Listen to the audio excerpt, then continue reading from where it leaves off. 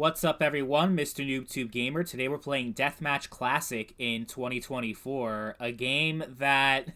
Look, I'm getting older myself, and I'm definitely not one of the younger YouTubers anymore. And even for me, this game is way before my time. It came out in 2001, which, yeah, it was technically alive back then, but I certainly wasn't old enough to be playing this game in its heyday. And there's no one that's still around in 2024. It's completely dead. And I'm playing the game, but it's only against bots. There are no human players that you'll ever encounter in this game. It's just that I've tried so many different times, different days of the week, different times of the day, for weeks and weeks and weeks and weeks and weeks, and nothing. Not a single soul is playing this game online. So if you want an online experience, you're not going to be able to have that with Deathmatch Classic. But, you know, the bots are pretty fun. You can see in the gameplay they do kick my ass a little bit, so it's a lot different from your usual game where you're playing against bots and they're just completely stupid and you can kill them easily. In this game, not so much. So you can have an experience for this game. You can have fun with it if you're willing to play against non-human players.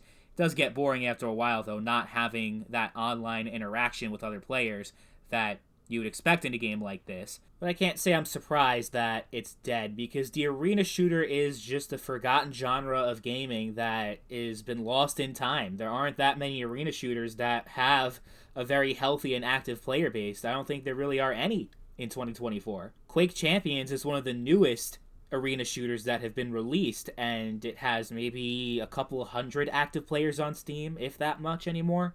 So, yeah, no one really cares for this type of gameplay. And that's apparent when you take a look at games like Team Fortress 1 that actually came out a couple years before this game and has full servers in 2024. So it's not about the age of the game. It's just more about no one wants to play arena shooters specifically, because they have a very high skill floor, a very high skill ceiling, and it takes a lot of time to really get comfortable with these games. And it's a huge time commitment, and it's too hardcore for most people. So let's put it this way. I am barely holding my own against the bots. Imagine if I was playing against human beings. I'd be dying every 5 seconds, right? Because if there were people still playing, they would know what they're doing, and they'd be very good.